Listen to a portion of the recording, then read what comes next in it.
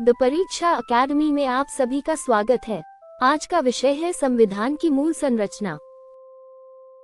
संविधान की मूल संरचना। मूल संरचना का अर्थ। मूल संरचना सिद्धांत के अनुसार संसद संविधान में संशोधन कर सकती है, लेकिन संविधान की मूल पहचान और आधारभूत विशेषताओं को नष्ट या समाप्त नहीं कर सकती। मूल संरचना का उल्लेख संविधान के किसी अनुच्छेद में स्पष्ट रूप से नहीं किया गया है। ये सिद्धांत सर्वोच्च न्यायालय द्वारा विकसित किया गया है। मूल संरचना की कोई निश्चित और अंतिम सूची निर्धारित नहीं की गई है। सर्वोच्च न्यायालय ने विभिन्न मामलों में संविधान के अनेक सिद्धांतों को मूल संरचना का हिस्सा माना है। मूल संरचना सिद्धांत का प्रतिपादन। मूल संरचना सिद्धांत का स्पष्ट प्रतिपादन केशवानंद भारती बनाम केरल राज्य मामले 1973 में हुआ। इस मामले का निर्णय 24 अप्रैल 1973 को दिया गया। मामले की सुनवाई सर्वोच्च न्यायालय की 13 न्यायाधीशों की संविधान पीठ ने की। निर्णय 7 के मुकाबले 6 के बहुमत से दिया गया। न्यायालय ने माना कि संसद की संविधान संशोधन शक्ति व्यापक है लेकिन असीमित नहीं है। संसद संविधान के किसी भी भाग में संशोधन कर सकती है, लेकिन संविधान की मूल संरचना को नष्ट नहीं कर सकती। इस निर्णय ने संविधान की परिवर्तनशीलता और उसकी मूल पहचान की सुरक्षा के बीच संतुलन स्थापित किया। मूल संरचना की कोई अंतिम सूची नहीं। सर्वोच्च न्यायालय ने मूल संरचना के तत्वों की कोई संपूर्ण और बंद सूची नहीं बनाई है। किसी विशेष संवैधानिक सिद्धांत को मूल संरचना का हिस्सा माना जाएगा या नहीं, ये संबंधित मामले और संविधान पर उसके प्रभाव के आधार पर निर्धारित किया जाता है। विभिन्न न्यायिक निर्णयों के माध्यम से मूल संरचना की अवधारणा का क्रमिक विकास हुआ है। संविधान की सर्वोच्चता। संविधान की सर्वोच्चता मूल संरचना का प्रमुख तत्व है। संसद, कार्यपालिका और न्यायपालिका अपनी शक्तियां संविधान से प्राप्त करती हैं। कोई भी संवैधानिक संस्था संविधान से ऊपर नहीं है। राज्य की सभी शक्तियों का प्रयोग संविधान द्वारा निर्धारित सीमाओं के भीतर किया जाना आवश्यक है। लोकतांत्रिक शासन व्यवस्था। लोकतंत्र संविधान की मूल संरचना का हिस्सा है। राजनीतिक सत्ता का अंतिम स्रोत जनता है। प्रतिनिधिक शासन, उत्तरदायी सरकार और नियमित चुनाव लोकतांत्रिक व्यवस्था के आवश्यक तत्व हैं। संवैधानिक व्यवस्था ऐसी नहीं बनाई जा सकती जिससे लोकतंत्र की मूल पहचान समाप्त हो जाए। गणतांत्रिक स्वरूप। भारत का गणतांत्रिक स्वरूप मूल संवैधानिक व्यवस्था का महत्वपूर्ण तत्व है। राज्य का प्रमुख वंशानुगत शासक नहीं होता। राजनीतिक सत्ता का आधार जनता और संवैधानिक प्रक्रिया है। गणतांत्रिक व्यवस्था समान नागरिकता और सार्वजनिक पदों पर गैर वंशानुगत अधिकार की भावना से जुड़ी है। पंथनिरपेक्षता। पंथनिरपेक्षता संविधान की मूल संरचना का हिस्सा है। भारत का कोई राज्य धर्म नहीं है। राज्य की संवैधानिक व्यवस्था धार्मिक स्वतंत्रता और सभी धर्मों के प्रति समान संवैधानिक व्यवहार पर आधारित है। एसआर बोम्मई मामले 1994 में सर्वोच्च न्यायालय ने पंथनिरपेक्षता के मूल संरचना स्वरूप को विशेष रूप से पुष्ट किया। संघीय चरित्र। संघवाद संविधान की मूल संरचना का महत्वपूर्ण तत्व है। केंद्र और राज्यों के बीच संवैधानिक शक्तियों का वितरण भारतीय संघीय व्यवस्था का आधार है। केंद्र और राज्यों दोनों का अस्तित्व संविधान से प्राप्त होता है। संघीय व्यवस्था में परिवर्तन संभव है, लेकिन उसके मूल संघीय चरित्र को समाप्त नहीं किया जा सकता। एसआर बोम्मई मामले में संघवाद के संवैधानिक महत्व को विशेष रूप से स्वीकार किया गया। संसदीय शासन प्रणाली। भारत की संसदीय लोकतांत्रिक व्यवस्था मूल संवैधानिक ढांचे का महत्वपूर्ण तत्व है। कार्यपालिका विधायिका के प्रति उत्तरदायी रहती है। केंद्र में मंत्रिपरिषद का लोकसभा के प्रति सामूहिक उत्तरदायित्व संसदीय शासन का केंद्रीय सिद्धांत है। प्रतिनिधिक और उत्तरदायी सरकार संसदीय लोकतंत्र की मूल भावना है। विधि का शासन। विधि का शासन मूल संरचना का महत्वपूर्ण तत्व है। सरकार सहित सभी व्यक्ति और संस्थाएं कानून के अधीन हैं। राज्य की शक्ति का प्रयोग मनमाने ढंग से नहीं किया जा सकता। सरकारी कार्रवाई संवैधानिक और कानूनी सीमाओं के भीतर होनी चाहिए। न्यायपालिका की स्वतंत्रता। न्यायपालिका की स्वतंत्रता संविधान की मूल संरचना का हिस्सा है। न्यायपालिका को विधायिका और कार्यपालिका से आवश्यक संस्थागत स्वतंत्रता प्राप्त होना संवैधानिक शासन के लिए आवश्यक है। स्वतंत्र न्यायपालिका संविधान, नागरिक स्वतंत्रताओं और संवैधानिक सीमाओं की रक्षा करती है। न्यायपालिका की संस्थागत स्वतंत्रता को समाप्त नहीं किया जा सकता। न्यायिक पुनरावलोकन। न्यायिक पुनरावलोकन मूल संरचना का प्रमुख तत्व है। सर्वोच्च न्यायालय और उच्च न्यायालय सरकारी कार्यों और कानूनों की संवैधानिक वैधता की जांच कर सकते हैं। संविधान संशोधन भी मूल संरचना के उल्लंघन के आधार पर न्यायिक परीक्षण के अधीन हो सकता है। न्यायिक पुनरावलोकन संविधान की सर्वोच्चता बनाए रखने का महत्वपूर्ण साधन है। शक्तियों का पृथक्करण। विधायिका, कार्यपालिका और न्यायपालिका के बीच संवैधानिक शक्तियों का विभाजन मूल संरचना से संबंधित है।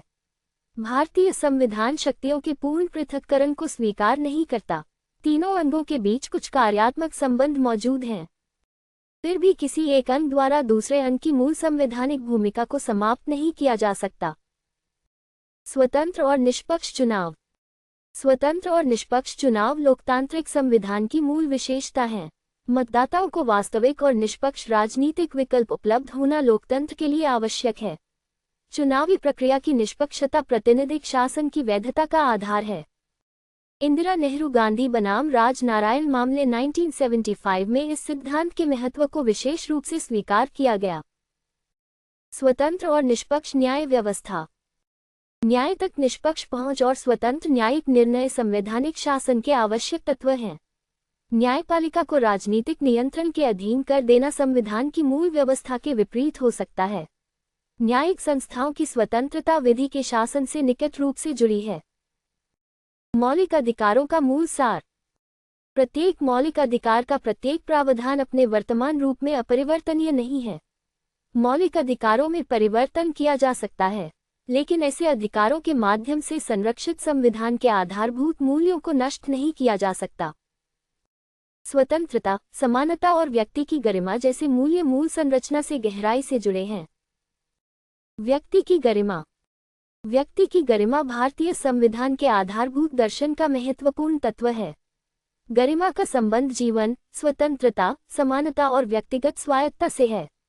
संवैधानिक शासन का उद्देश्य व्यक्ति को केवल राज्य का विषय नहीं बल्कि अधिकार संपन्न नागरिक मानना है। स्वतंत्रता और समानता। स्वतंत्रता और समानता भारतीय संवैधानिक लोकतंत्र के आधारभूत मूल्य हैं। राजनीतिक लोकतंत्र स्वतंत्र नागरिकों और समान नागरिकता की अवधारणा पर आधारित है। इन मूल्यों को पूरी तरह समाप्त करने वाली संवैधानिक व्यवस्था संविधान की मूल पहचान को प्रभावित करेगी। मौलिक अधिकार और नीति निदेशक तत्वों में संतुलन। मौलिक अधिकार व्यक्ति की स्वतंत्रता और राजनीतिक लोकतंत्र की रक्षा करते हैं। नीति निदेशक तत्व सामाजिक और आर्थिक न्याय की दिशा प्रदान करते हैं। दोनों के बीच सामंजस्य और संतुलन भारतीय संवैधानिक व्यवस्था की महत्वपूर्ण विशेषता है। मिनर्वा मिल्स मामले 1980 में इस संतुलन को मूल संरचना से संबंधित महत्वपूर्ण सिद्धांत माना गया। सीमित सरकार। भारतीय संविधान सीमित सरकार की अवधारणा पर आधारित है। सरकार के किसी भी अंग को असीमित संवैधानिक शक्ति प्राप्त नहीं है। सरकारी शक्ति संविधान, मौलिक अधिकारों, न्यायिक समीक्षा और संस्थागत नियंत्रणों द्वारा सीमित रहती है। सीमित सरकार संविधान की सर्वोच्चता से निकट रूप से जुड़ी है। सीमित संशोधन शक्ति। संविधान संशोधन की शक्ति स्वयं असीमित नहीं है। संविधान को बदलने और संविधान की मूल पहचान को समाप्त करने में अंतर है। संसद संविधान का संशोधन कर सकती है, लेकिन संविधान को उसकी मूल पहचान से वंचित नहीं कर सकती।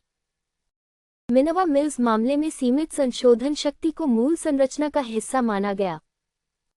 राष्ट्र की एकता और अखंडता। राष्ट्र की एकता और अखंडता भारतीय संवैधानिक व्यवस्था का आधारभूत मूल्य है।